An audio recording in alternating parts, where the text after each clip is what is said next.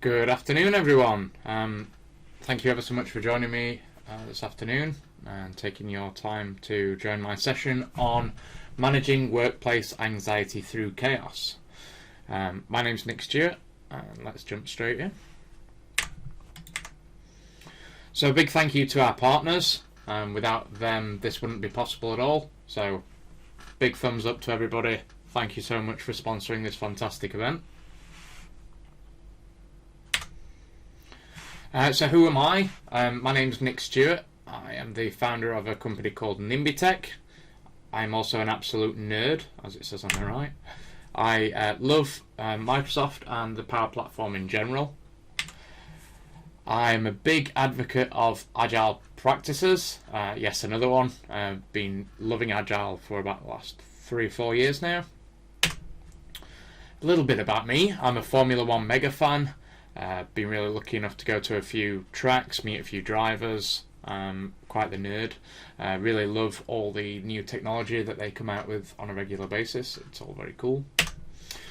I'm a history lover, so I like ancient Rome, ancient Egypt, those types of different bits and pieces. Love travelling when I have the opportunity to do so. Obviously not for a while, given the situation with COVID. But hopefully be able to get back out on the travelling scene soon. I'm a video gamer. Pretty much all my life been into video games, mainly PC, so apologies for all the console lovers out there. And I am married and I'm a father of 2, and there's my 2 beautiful children with big bags of conkers that they were able to collect from the local woods. So jumping straight into my session on managing workplace anxiety through chaos. As Richard Nixon once said, I am not a crook. The same is said for me, in that I am not a therapist, so I'm not trained to deliver therapy in any way. What am I aiming to do with this session? Purely aiming to raise awareness and to share techniques that I've been taught that I found particularly useful, in the hopes that people can maybe make use of those techniques and find them useful for themselves. I think that'd be fantastic. What is workplace anxiety? So workplace anxiety is an excess of stress caused by work that leads to anxiety. Anxiety is a normal and often healthy emotion. However, when a person regularly feels disproportionate levels of anxiety, it can impact several areas of our lives. So anxiety, stress, pressure, it's all the same thing, right? Not quite, actually. Stress is not an illness. Stress is a state. However, if stress becomes excessive and prolonged, mental and physical illnesses may develop. Anxiety, on the other hand, is defined as persistent, excessive worries that don't go away even in the absence of a stressor, so whoever's causing the stress. Anxiety leads to a nearly identical set of symptoms such as insomnia, difficult concentrating, fatigue, muscle tension, and more, which we'll go through in a few minutes. And there is a difference between pressure and stress. So pressure can be positive and a motivating factor. I felt pressure to get this presentation finished in time for the Scottish Summit is a great example of that. And it's often essential in a job, so if it hadn't been for the pressure, would I have got it done? Potentially not. It can help us achieve our goals and better perform. Stress occurs when pressure becomes excessive. Stress is a natural reaction to too much pressure. So if you're pressing too hard, I'm sure you've always heard the phrase pushing until they get to breaking point. Well, breaking point is that person's tolerance for pressure and stress. This is a really powerful title, which it's actually a book that I'm reading at the minute, but I wouldn't recommend that book. It's pretty rubbish, but it has a really powerful title in that I know what to do, so why can't I do it?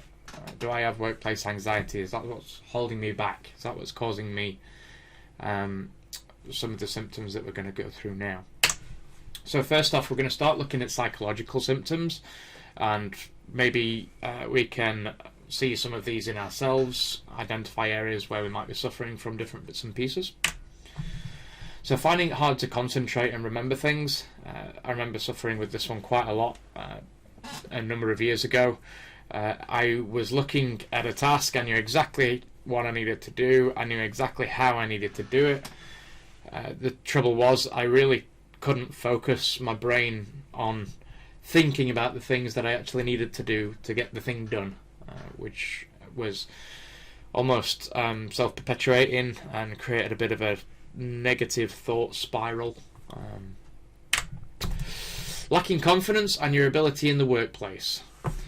Are you somebody that would sit there and maybe not put your hand up if a manager was asking for somebody to volunteer for something that was going to be particularly challenging or difficult? Would you be one of the ones hoping that somebody else comes forward first? If so, that could be because you're lacking a bit of confidence, potentially in your ability.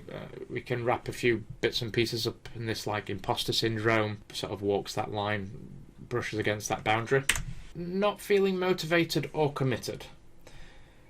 Are you waking up in the morning thinking, oh, I've got to go to work today, really struggling to peel yourself out of bed to go to work? And when you're at work, do you feel like that you're not really invested in the work that you're doing, that, yeah, you get on with your manager, but you're not really sure on what they're asking you to do, you're questioning it, and you may not feel quite committed to the role? Generally feeling overwhelmed is a fantastic one. I think it's very easy to look at problems holistically. We'll go through that more as we go further into the talk. Looking at problems holistically, I find it very easy to become quickly overwhelmed, seeing something as such a insurmountable task at times. And feeling irritable or having a short temper. Are you snapping at co-workers? Somebody giving you a perfectly reasonable task, however you are biting the person's head off that's giving you the task. So those are some psychological symptoms. So now let's have a look at some physical symptoms. Feeling tired, that you have no energy. Are you shattered all the time? Do you always feel exhausted? Never feel like you have any energy to do anything? Could be directly associated with workplace anxiety or stress. Changes to your poo. I'm not going to go into much detail with this one. I think it's a pretty self-explanatory one. It can either go one way or the other. I'm just going to leave it at that. Feeling sick. Feeling sick, I'm sure all of us have had that feeling in our stomach where our stomach bubbles up because we feel anxious on doing a task. I always give the example on this one of when you're about to jump out of a plane. I would imagine that they get an overwhelming sense of sickness or something in your throat. It's that type of feeling. Headaches. Often when we get overwhelmed, that causes certain chemical reactions in our brain to cause us things like headaches. And losing the desire to have sex, which is a bit of a cheeky one. So what are the unseen impacts of workplace anxiety? So we've gone through the psychological symptoms, we've gone through the physical symptoms. We are a bit more aware about what we might be looking for if we're having some of those, whether we might be potentially suffering with a little bit of anxiety. So what happens if anxiety goes unaddressed? It can stifle career progression. You don't feel confident enough to go for the new challenging role. It can hold you back. It can be stagnant. Put strain on relationships. Taking your work mood home with you. Going home on a Friday evening after a really stressful week at work. You're probably not going to be in the best mood to be able to have productive conversations with your spouse. Could put quite the strain on your relationship. If for the parents among us, again, given the example of going back on a Friday afternoon, Saturday morning, probably better actually as a Sunday afternoon is this example. If you're on a Sunday afternoon really anxious and really stressed or worked up because you are thinking about working tomorrow, it may impact your ability to be a good parent.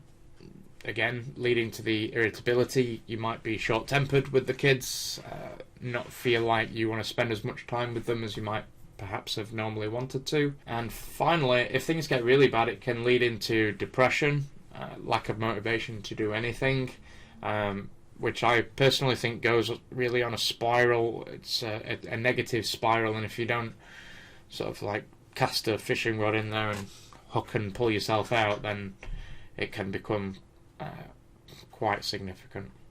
What can be some of the causes of workplace anxiety? I did have to be very brief on this one because workplace anxiety is a huge topic. I wasn't really that focused on which parts to cover off, so this is some of the bits that I've pulled out.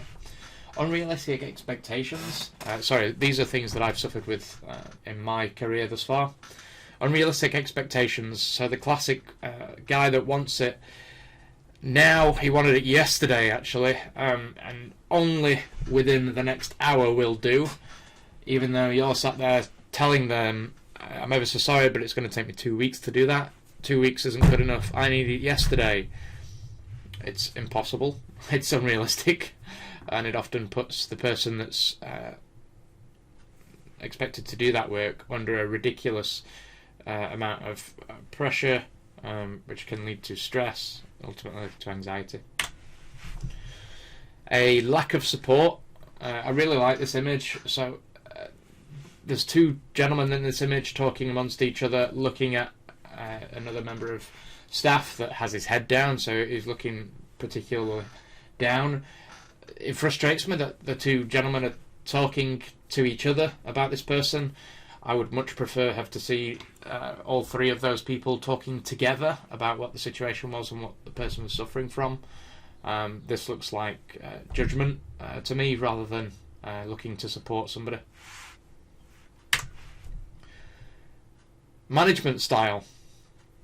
I'm sure we've all had those managers that no matter what you do, no matter how hard you try, nothing is ever good enough, and they continue to bang their hand on the desk and say, no, do it my way, do it exactly how I wanted to, you've done it wrong, you're stupid, you can't do your job. That type of management style, as opposed to, are you okay, do you need any support, this isn't maybe the type of work that we've come accustomed to receiving from yourself, do you need some help, is there anything that I can support you with to do your job better? Those types of conversations. Being unclear about your job role and what you're meant to do. I hear this a lot in our industry. You will join a company as a developer, for example, and you'll end up doing infrastructure engineering, that type of stuff. This is very well shown in the classic Dilbert comic, as is everything that's awesome. There's a senior manager on here that says, this isn't what I wanted. A developer says, I know, but given your unclear email and your unwillingness to answer follow-up questions, I decided to do whatever entertained me. Do we have a problem here? No, this works totally fine for me. If you aren't really clear about your job role and the tasks that you're meant to be doing, and then the same manager potentially that's given you those really loose, woolly requirements or job description for your role, it's going to be really difficult for you as a developer to ever hit the spot that they were particularly looking for, because they can pretty much change the goalposts at will, and they will. So let's have a look at some basic techniques that I've used in my career to be able to assist when we do feel anxious or feel like we're suffering from workplace anxiety. Another caveat on this, that I am not a therapist. These are not trained therapy techniques. These are purely things that I do myself when suffering with anxiety to help me work through it. Challenging unhelpful beliefs. So let's have a look at a negative belief. I'm stupid. I never understand this material. I shouldn't have gone out with friends last Friday. I'm clearly not smart enough to have fun anymore. So this was in the context of somebody taking a test and they hadn't got the grade that they were looking for. So this was their belief of why they'd not achieved the grade that they were looking for. So what I want to do is I want to break down this negative belief. So I'm going to start by challenging myself. So I'm stupid. Am I? Well, a lot of my colleagues tell me that I'm really clever, that I'm quite smart, that I come up with good ideas. So I'm not sure whether that's actually the case. I'll never understand this material. It's quite a sweeping statement. I'll never understand this material almost feels like a defeatist type of attitude, really. If you've been able to understand other types of material in the past, similar to that one, it's likely that you will understand it. You just need to give yourself more time, have patience with yourself, and probably give yourself a little less pressure about doing it. I shouldn't have gone out with friends on Friday night. I mean, that might be the case. Maybe you shouldn't have gone out with friends on the Friday night if you had the test the day after. That might actually be correct and accurate. Clearly, I'm not smart enough to have fun anymore. Again, I do disagree with that. I think everybody can have fun at the right times.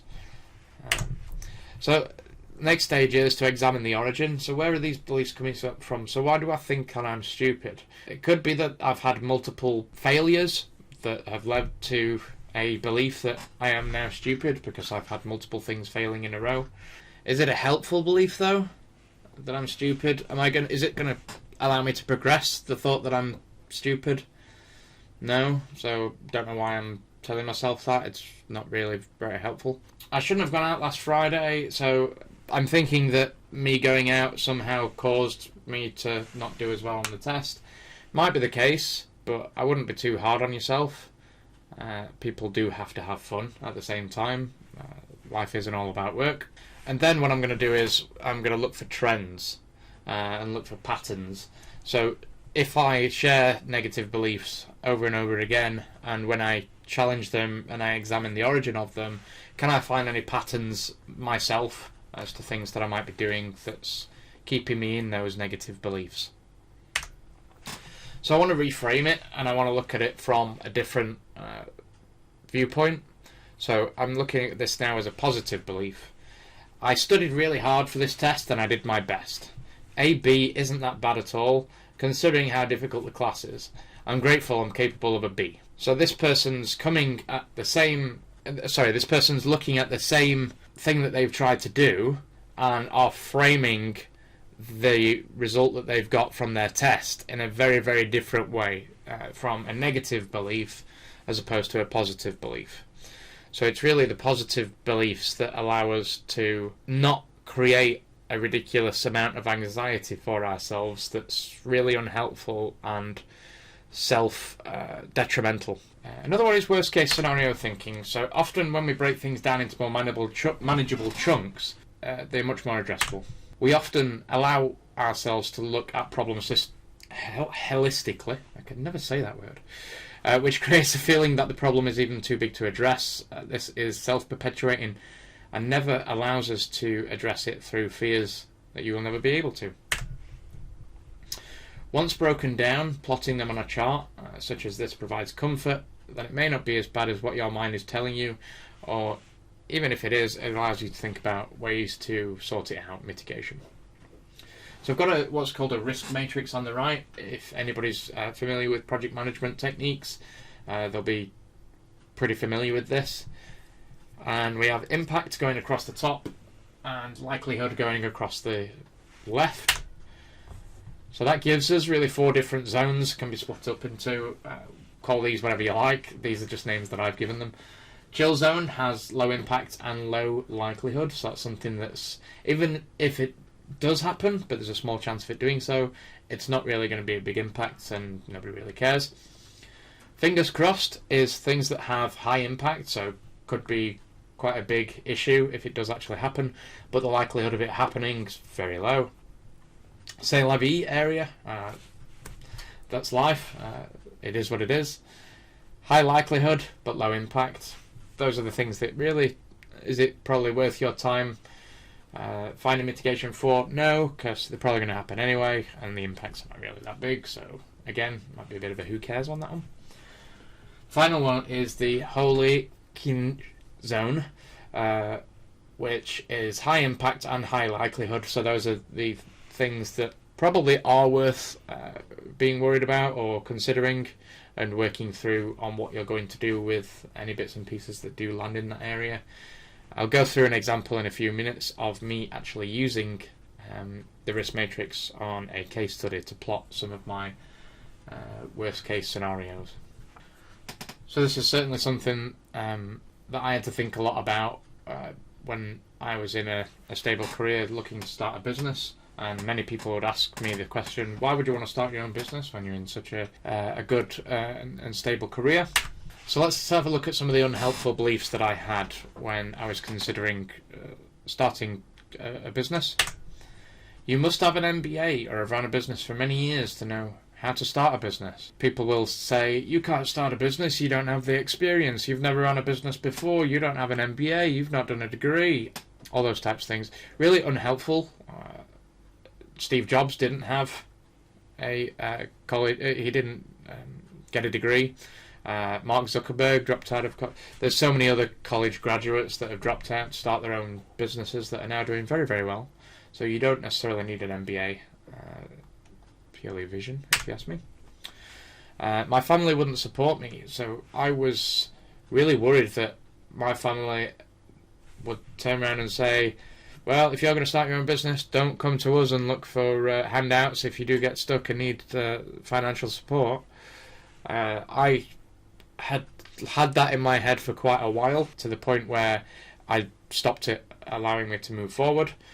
When I actually addressed the unhelpful belief, confronted it, and I spoke to my family about whether they would or they wouldn't support me, they were extremely supportive and offered me a ridiculous amount of things to try and allow me to do what I wanted for my dream. I should work for somebody else forever.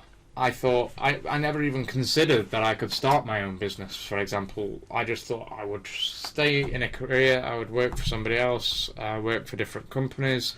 I had never even considered starting a company, because I think it had been drilled into my head from a young age that I just need to go to school, get decent qualifications, leave school and work for somebody else forever. I never went to university. So often, being in the IT industry, people expect you to have a computer science degree, that kind of stuff. I don't have one.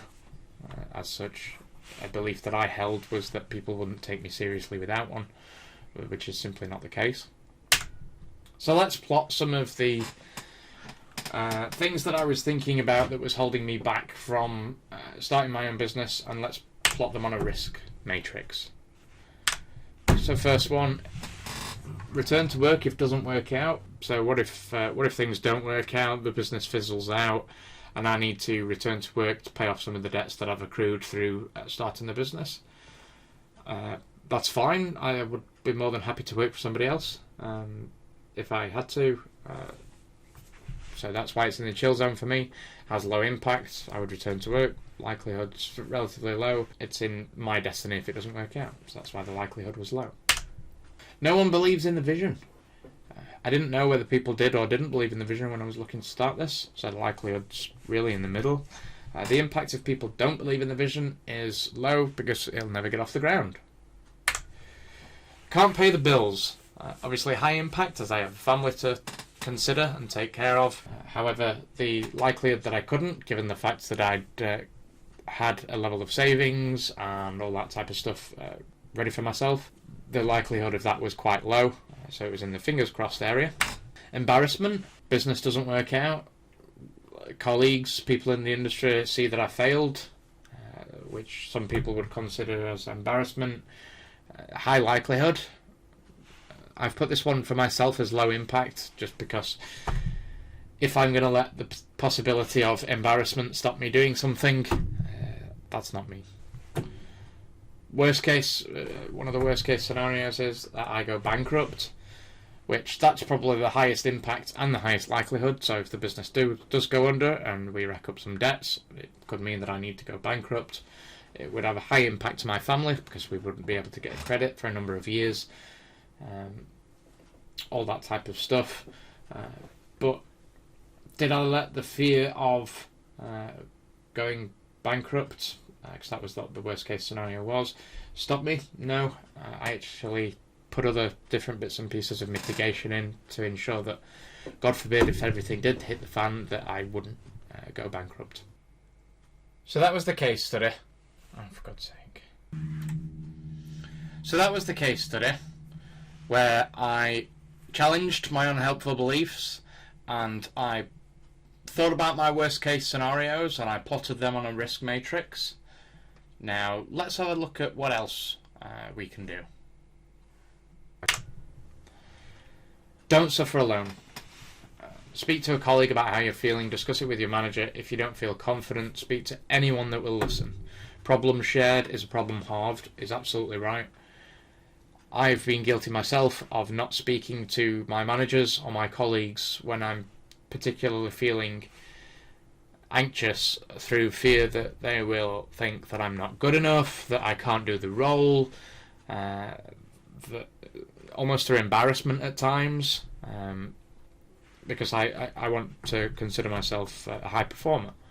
And so if I'm sharing with my colleagues that I'm struggling, will that have a knock-on effect on their view of me? Well, they think, well, he's not as much of a high performer as what I thought he was. I wouldn't really worry about that consideration. If those types of people are thinking like that, then I wouldn't say that they are a great friend or colleague in the first place, to be honest with you. And I would say that a trusted colleague who you speak to is somebody that would offer you help and advice and support, not ridicule or judgment. Speak with a therapist. So personally discussing my feelings with a therapist and working things through changed my life for the better, and I would highly recommend therapy to anybody. I went through cognitive behavioural therapy. I spent 9 to 12 months going through that. Every single session was an absolute game changer for me. It really did change my life fundamentally. I am a much better person as a result of therapy. I would strongly recommend therapy to anybody that's specifically struggling with anything that I've highlighted today. I appreciate it can be difficult to find a therapist, and specifically a therapist that's right for you. That was something that was very, very important to me. I did go through a number of therapists before I found one that I really gelled well with.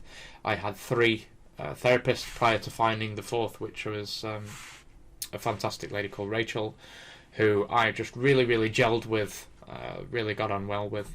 And I think that's very important for you to have that rapport with your therapist, to feel like you can be completely open and honest with them, and that they're going to give you the same respect back. Exercise. I'm hypocritical with this one because I don't do anywhere near as much exercise as what I should, which I'm going to try and change over this next 3 to 6 months. Research, if I can say it right, shows aerobatic exercises especially helpful. Bike rides, dance classes, brisk walks, anything like that. A really powerful tool for anybody suffering anxiety. Walking is one that's very, very close to my heart. If I ever feel really, really stressed and really, really anxious, I will just go out and I'll have a 10 or 15 minute walk, even if it's just around the block, walk into the park and back. It really, really helps de-stress me and puts everything into perspective. Meditation.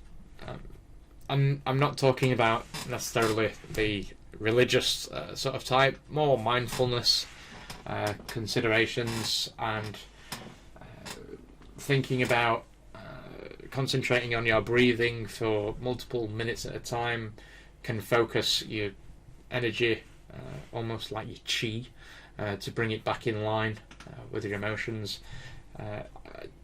It's something that I've done bits and pieces of. I do sometimes, and I'll sit exactly here, for example, and I will just I will close my eyes and I'll purely focus on my breathing for probably 5 to 10 minutes, and then come back round. It feels like I've almost had a mini nap. I feel really reinvigorated. I don't follow any specific meditative patterns, just very basic, like beginner techniques that I've learned that work for me. So again, I'm not a meditation specialist, so I would implore that you get some advice on different types of meditation and how that could help you. Supporting each other at work is everyone's responsibility.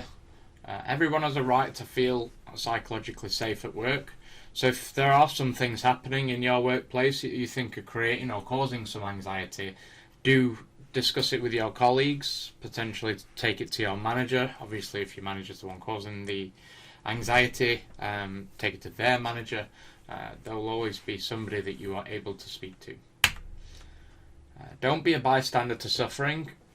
So I appreciate sometimes it's easy to ignore the person that's maybe looking a bit glum, but please don't. Consider if that was your child, if that was a member of your family that was potentially feeling glum, would you want somebody just to walk past them and not ask them how they are or how they're feeling? Please support each other. And finally, is there a change in behaviour? Ask for one of your colleagues or co-workers. Ask a question, are you okay?